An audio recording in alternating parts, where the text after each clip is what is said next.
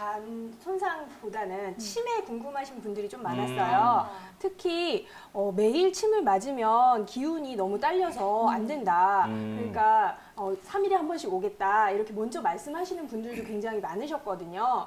근데 이것은 사실이 또 아닙니다.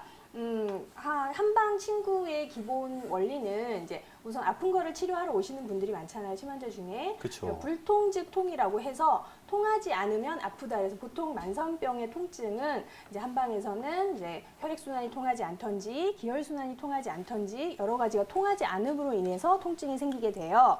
그러다 보니까 얘를 이제 통하게 하기 위해서 기혈순환의 흐름을 원활하게 하는 방향으로 뭐 침구 치료를 하게 됩니다. 침을 놓던지 뜸을 뜨던지 여러 가지 방향으로 하게 되는데 이제 이렇게 하다 보니까 내 힘을, 내 기력을 가지고 그 막힌 혈자리와 그다음에 혈맥을 뚫기 위해서 노력을 하게 됩니다.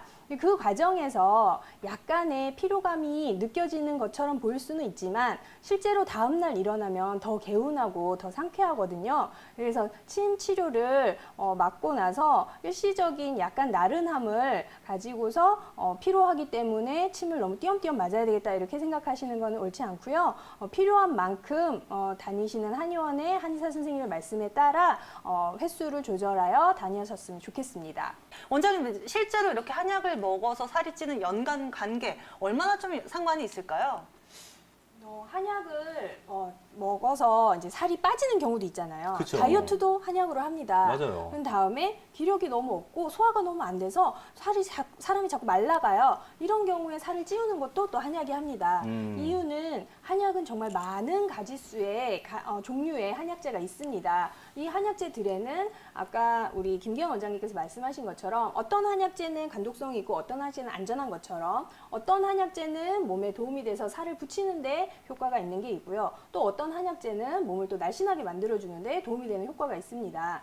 다만 이제 우리나라가 70년대, 80년대 시절에는 보통 한의원에 가서 우리 아이는 밥을 잘 안 먹어요. 밥을 잘 먹는 보약을 해주세요. 이렇게 말을 하고 실제로 또 원장님들께서 이제 그런 식으로 지어주시는 경우가 많았어요. 그래서 어렸을 때 한약을 먹고 나니 애가 밥을 잘 먹었어요. 그 다음에 살도 잘 붙고 키도 잘 컸어요. 그러니까 조금 나이 드신 분들께서는 한약을 먹으면 무조건 몸이 실해진다. 몸이 좀 더 잘 자라고 더 비후해진다라는 그런 인식을 가지신 분들이 많습니다만 최근에는 사실 저 같은 경우에도 다이어트 환자한테 녹용을 사용하면서 다이어트를 하는 경우도 있습니다. 네, 살은 이미 많이 찌셨으나 오히려 속은 너무 허하셔서 기력이 하나도 없으신 거예요. 집안일도 다 못하시고 1시간 정도 일하시다가 바로 들어 누우셔야 되고 몸은 항상 부어있고 무겁고 힘들고 이런 경우에는 그저 다이어트 약으로 빠지게만 한다고 해서 살이 빠지지 않거든요. 기력을 올려주고 몸의 기본적인 체력이나 그 기본 바탕이 채워진 이후에나 그 나쁜 노폐물들과 그 다음에 부종들과 이런 것들이 빠지면서 몸이 정상화가 되거든요. 근데 이런 경우에는 녹용을 저는 유달리 사용을 많이 합니다. 네, 그리고 다이어트 하는 중에도 또 인삼 같은 거나 홍삼 같은 것도 선택적으로 필요하신 분들에는 사용하고 있습니다. 근데 이걸 먹는다고 해서 살이 찌느냐? 그렇진 않고요. 오히려 위장이 안 좋으시면서 살이 찌신 분들에는 인삼이나 홍삼을 사용하면서도 오히려 살이 빠지고 더 몸이 탄탄해지고 건강해질 수 있는 방법으로 약을 조제할 수 있어요. 그래서 수많은 한약들이 있기 때문에 그 한약을 어떻게 배합하고 농축하여서 조제하느냐에 따라 다른 방향으로도 충분히 할 수 있기 때문에 모든 한약을 먹으면 무조건 잘못 먹으면 살찐다, 붓는다 이거는 네, 아니라고 생각합니다. 한 가지 더 덧붙여 보면 일단은 그 한약을 담는 파우치 이 부분도 저 매번 궁금증을 가졌었거든요. 그렇죠. 많은 분들이 따뜻하게, 그렇죠. 거기서 보관하는데 또 유해하지 않을까 이런 고민들 굉장히 많이 맞아요. 하세요. 좀 따뜻하게 데워 먹는 한약이 있어서 데워 그쵸. 먹기는 하는데 데우면서도 이게 좀 환경 호르몬이 나오지 않을까 좀 걱정이 되긴 하는데 원장님들 이 부분에 대해서는 저희가 어떻게 생각하면 좋을까요? 파우치의 재료에는요, 보통 한 3종류가 주로 많이 쓰여집니다. P이라고 해서 폴리에틸렌이라는 게 있고, PP라고 해서 폴리프로필렌이라는 게 있고, 보통 우리가 이제 그 탄산음료를 담아 먹는 PET, 폴리에스터라는 그런 재질이 있습니다. 이 세 가지의 그 합성 수지들은요, 보통 온도가 높을 때 유해 물질이 나옵니다. 그 온도는 보통 한 130도 정도이고요. 보통 우리가 한약을 데워 먹을 때는 이제 중탕이나 약간 미지근한 정도로 데우기 때문에 보통 60도, 70도 이상으로는 잘 안 올라갈 거예요. 한약을 다시 한번 팔팔 끓여서 먹으시는 분은 잘 없지 않습니까? 네, 그래서 보통 온도가 높을 때 그 환경 호르몬이 많이 검출이 되기 때문에 낮은 온도나 실온에서 보관을 할 때는 그렇게 크게 걱정하지는 않으셔도 되고요. 이 세 가지의 품목 모두 다 식약청에서 다 허가를 받은 식품을 충분히 쌀 수 있는 그런 안전한 재질이기 때문에 크게 걱정하지 않으셔도 될 겁니다.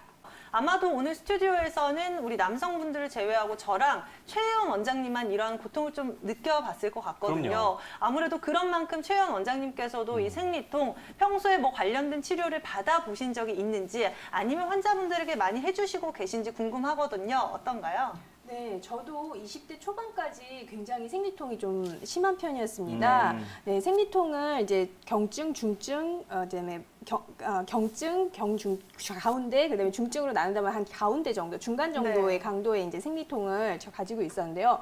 보통 한 이틀 정도의 통증, 이제 복통이 막 쥐어 짜는 듯한 거기에 이제 복부 이외의 다른 부분, 저는 특히 두통이 심했는데요. 두통과 함께 속이 미식거리는 증상까지 같이 있었습니다.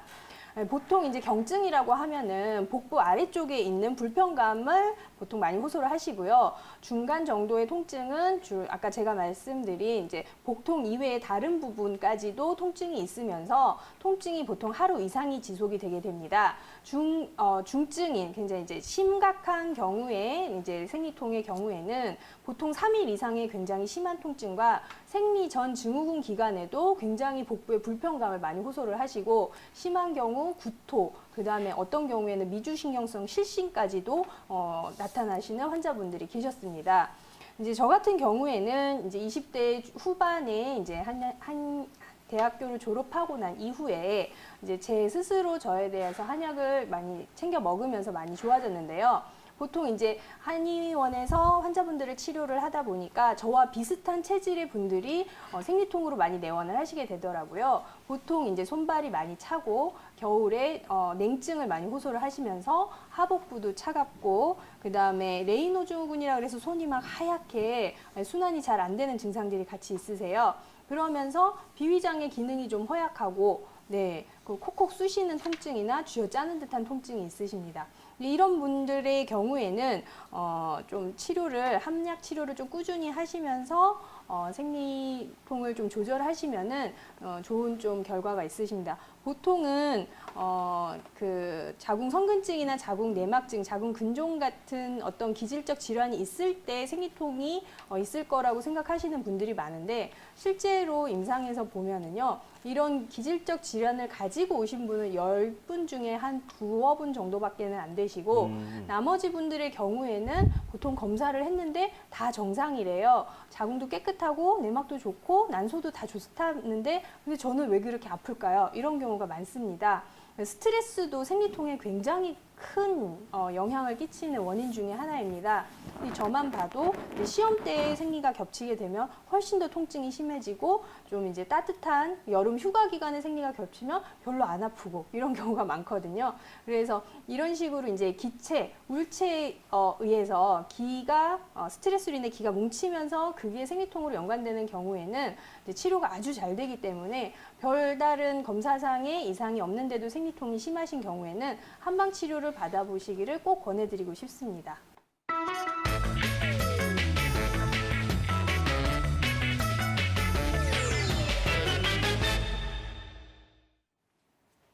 안녕하세요. 건강한의사의 최예원 원장입니다. 오늘은 나이가 들수록 고민이 깊어지는 방광질환 중 하나인 요실금에 대해서 한번 알아보려고 합니다.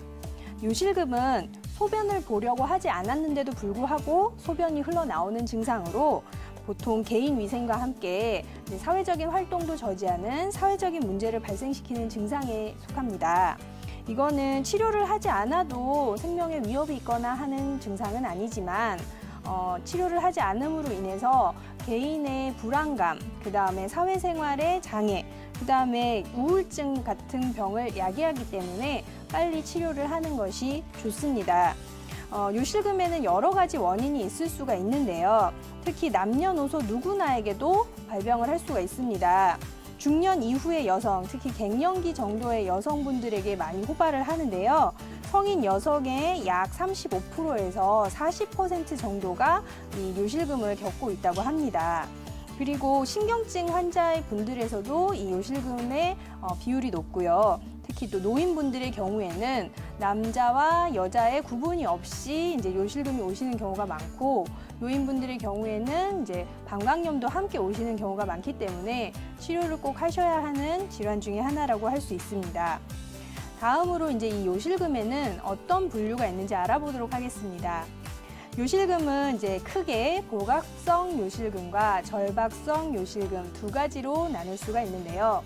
복압성 요실금은 말 그대로 배에 힘이 들어가는 행동을 할 때, 특히 기침이나 재채기, 줄넘기 같은 그런 행동을 할 때 배의 압력이 높아지면서 방광을 눌러서 그때 방광을 누르는 힘에 반발하여서 골반저에 있는 근육과 방광의 괄약근이 충분히 힘을 발휘하지 못하여 소변이 새어나오는 증상이라고 할 수 있습니다.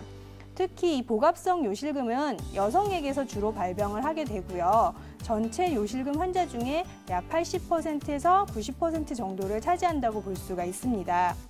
특히 이제 분만 후에 골반 근육이 늘어지면서 일시적으로 복압성 요실금이 자주 생기는 경우가 있고요.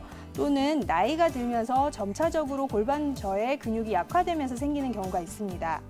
절박성 요실금은 보통 과민성 방광염이라는 증상 중에 하나로요. 과민성 방광염은 요절박, 그리고 또 소변을 자주 보는 빈뇨, 그다음에 밤중에 소변을 보는 야간뇨, 그리고 이 절박성 요실금의 4가지 증상으로 구성이 되어 있습니다. 이거는 전체 요실금의 약 20%에서 30% 정도의 환자분들이 가지고 계시고요. 과민성 방광염이라는 것 자체가 심리적인 그 원인에 의해서도 이 요실금이 많이 발생을 하기 때문에 불안증과 우울증과 함께 오실 수가 있습니다. 따라서 굉장히 이제 증상의 경우는 급작스럽게 요의가 발생을 하고 그 요의를 참으려고 하는데 잘 참아지지 않아서 보통 화장실에 근처에 갔을 때나 속옷을 내리려고 할 때 벌써 소변이 나와서 속옷을 적시는 경우가 많습니다. 그리고 이 복합성 요실금의 경우는 절박성 요실금이 오래되다 보면 방광의 기능이 약해지면서 복합성 요실금도 같이 오는 경우라고 할 수 있겠습니다. 다음으로 요실금의 치료에 대해서 한번 알아볼게요. 복압성 요실금의 경우에는 주로 골반저의 근육과 방광의 괄약근의 기능을 강화시키는 쪽으로 치료를 해야 합니다. 그래서 배뇨근을 강화시키는 근육에 힘을 보태주는 그런 한약들을 주로 처방을 하게 되고요. 육미지향원이나 팔미원 같은 약을 주로 사용하게 되는데 복용 시에 서서히 근육에 힘이 올라가면서 치료가 되고 있습니다. 그리고 골반 근육을 강화시키는 약침과 치매 효과도 굉장히 좋고요. 또 특별히 매선 치료라고 해서 복부와 골반저 근육에 직접적으로 매선을 넣어서 그 근육의 힘을 북돋아주는 경우도 있는데, 이 경우에는 이제 그 골반을 잡아주는 힘이 굉장히 강해지기 때문에 질근육도 같이 튼튼해지는 장점이 있습니다. 절박성 요실금의 경우에는요, 심리적인 요인이 굉장히 많이 들어가 있기 때문에 심리적인 부분을 함께 치료하기 위해서 좀 화병 치료와 같은 치료를 같이 병행하시는 것이 도움이 많이 됩니다. 다음으로 이제 요실금의 예방법에 대해서 한번 말씀드려 볼게요. 요실금의 예방에는 우선 흔히 많은 분들이 케겔 운동이라고 알고 계시는 골반 근육 강화 운동을 좀 꾸준히 하시는 게 도움이 됩니다. 이것은 출산 후에 특히 요실금이 오실 때 하시면 굉장히 빨리 도움이 되는 걸 아실 수 있고요. 노인분들의 경우에는 장기간 꾸준히 하시는 게 좋습니다. 그리고 올바른 배뇨 습관, 시간표에 따른 배뇨 훈련으로 인해서 그 방광이 너무 꽉 차는 것을 예방하고 그러니까 요실금을 예방하는 방법이 있습니다. 이것은 절박성 요실금에 굉장히 도움이 되고요. 다음으로 이제 음식 조절, 방광을 자극할 수 있는 알코올, 그 다음에 카페인, 너무 매운 음식이나 신 음식, 인공 감미료가 많이 든 음식, 너무 단 음식도 드시지 않는 것이 좋습니다. 다이어트의 경우 비만은 요실금의 원인이 될 수 있으므로 복부 비만이 심하신 경우는 복부 비만을 해소하시는 게 좋고, 그다음에 규칙적인 운동, 적당한 수분 섭취, 그다음에 변비 예방, 그다음에 금연 같은 것도 요실금에 도움이 된다고 할 수 있겠습니다. 네, 지금까지 건강한 의사의 최예원 원장이었습니다.